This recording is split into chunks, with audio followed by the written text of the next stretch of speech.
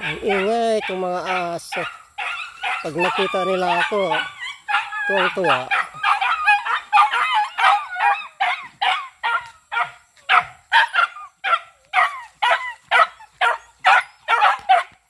Yan, aba.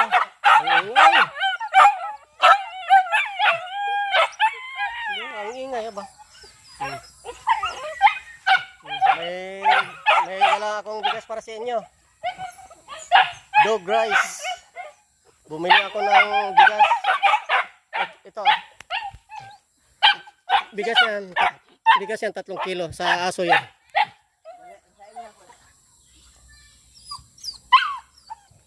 Wala na.